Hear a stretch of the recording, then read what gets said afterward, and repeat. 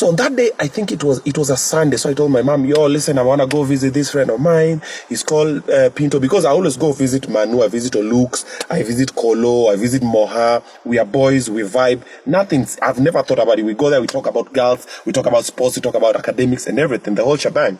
So I'm like, cool. So these guys live somewhere in Luanda market. So I'm like, cool. So I tell my mom gives me transport. I remember that day I was wearing a white tracksuit. This white tracksuit I was given at Tambach Teachers Training College, and we had gone there when I was in Chula Imbo Boys High School. We had gone there for an anti-AIDS club excursion, I remember, because every other person in Tambach High School had a tracksuit with sneakers. I was the only one with tracksuit and black shoes, because apparently, according to my father, sneakers were evil. Yeah, I was born in a very spiritual family. Anywho, side story. So I rocked my white tracksuit, nini, you know, I'm looking fine. Boy's looking fresh. You know, I'm going to visit my boy, vibe, nini. So I'm going over there.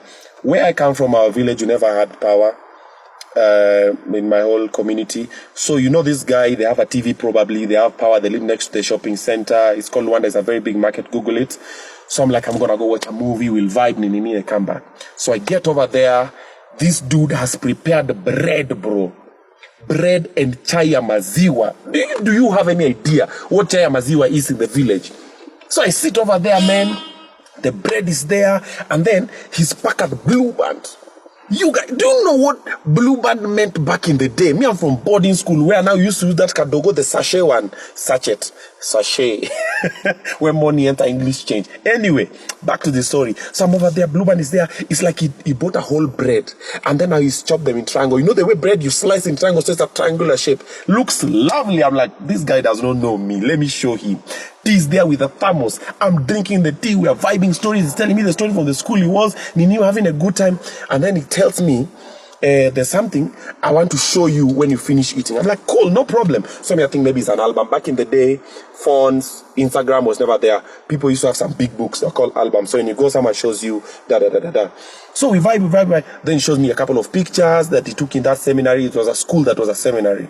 I think they were being taught about Bible or something like that. I don't remember the name of the school. So we see I continue eating before I finish, because like a whole bread. No, he was not eating me. I'm just there. I'm eating the bread, having a good time. And then this guy comes and sits next to me and then takes an A4 book. You know the A4 books?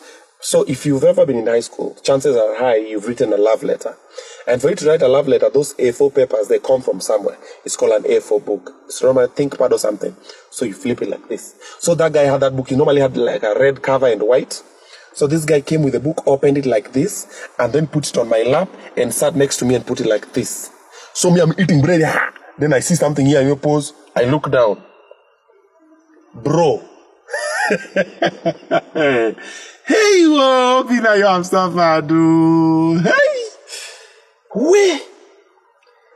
I have never been weak like that my whole life.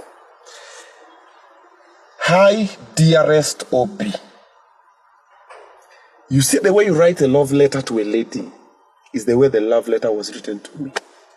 Man, that was the longest letter I've ever read in a very long while. You see those things for my pen is dancing perpendicularly in this Benedictine sheet of paper. Anytime I see you, my knees get weak. The whole thing. I don't remember the exact words, but I might probably have read the letter like 10 or 20 times, because I read the whole thing, finished, started again. The reason was, at the end of the letter, and you know he's holding it like this next to me, then he's older than me. I think I'm in Form 2, I was in Form 2. He's playing volleyball. Those guys are, so he's the tall dude. And I'm in their house. Then I'm in his crib. So in their house, there's a main house. Then now there's a boy's crib. Then the boy's crib is facing a fence. Then opposite the fence, a maize plantation. At that time the maize were, you know, human height high, if that's a term. So I'm seated here. I've already eaten the bread. I've drank the tea. He's holding the letter like this. And then at the end is written, when you finish, tell me yes or no. Bro. I read the letter, finished. Now that bread that I was chewing, I can't even swallow it. Now it's just in my mouth. Now it's like I'm Jikisha Jabba. So I'm seated over there. I read the letter, so I'm seated. I'm like, okay, now what do you do? My knees are weak. I could not move. I can't even lift my arm. I'm finished. The guy seated here, he's breathing down my neck. I don't know, because he's reading with me. He's like, okay. So probably he might have thought this was the slowest ever brother that I've met. So then he asked me, have you finished? I'm like, So he took away the letter, sat next to me, and then asked me, what's the answer? I gave the most stupidest answer any man can ever give. Man, I told him, let me think about it. What's there to think about, man? I was scared. I can't move. My knees are weak. So I told him, let me think about it. He's like, okay. He actually is not offended. And then I started vibing me now proper. And I seated there and he's telling me, oh, you know, so ever since you came to the school, I've been checking you out. He's telling me a lot of these things. Do you know?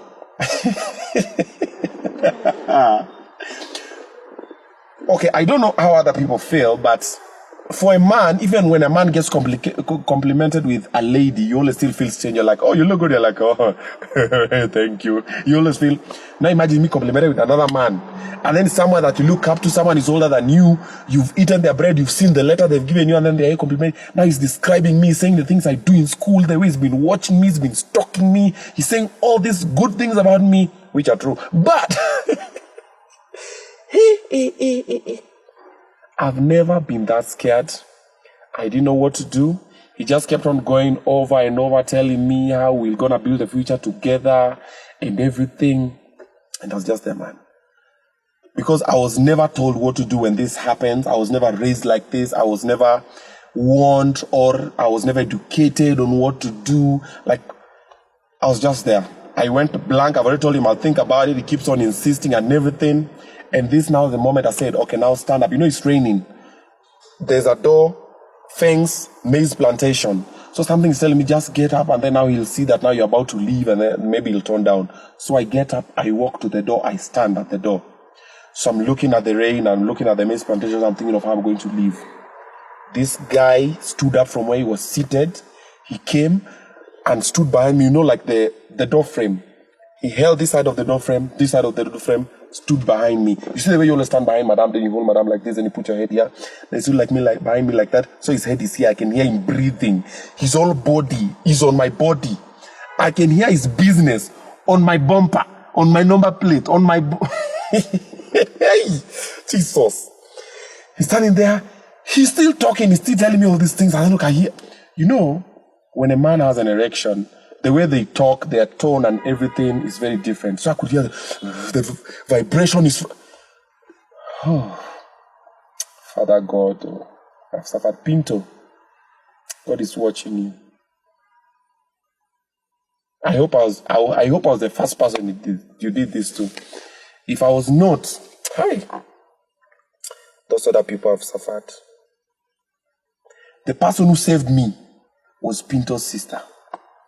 I'm standing there, he's already there. I think the next move he was going was either to hold me or do whatever. I'm already tired, I'm weak, my knees, my elbows, my back, I can't move. I'm just there. I'm like, okay, now what do? Do you fall on the fence? It's raining cats and dogs. This I just appeared from this corner of this house. She had an umbrella and she saw me. Pinto jumped backwards. The sister was here. Like, oh, Obiinna, you're coming here. And I think, you know, the school I was quite influential, so she recognized me, and probably she knew me from the school. She's like, oh, you're here. You didn't say you're coming and everything.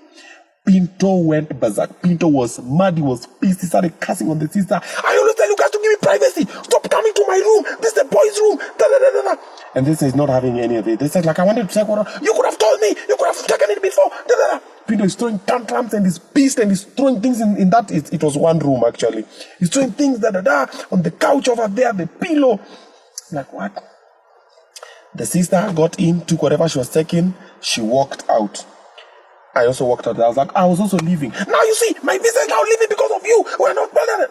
You throw a little tantrum now. We're leaving with the sister. We're walking towards the gate. Me and the sister were in the umbrella. He does not have an umbrella. He's walking in the rain. He's being rained on. And he's just hurling insults at the sister and everything. By then, he never said anything to me. It was just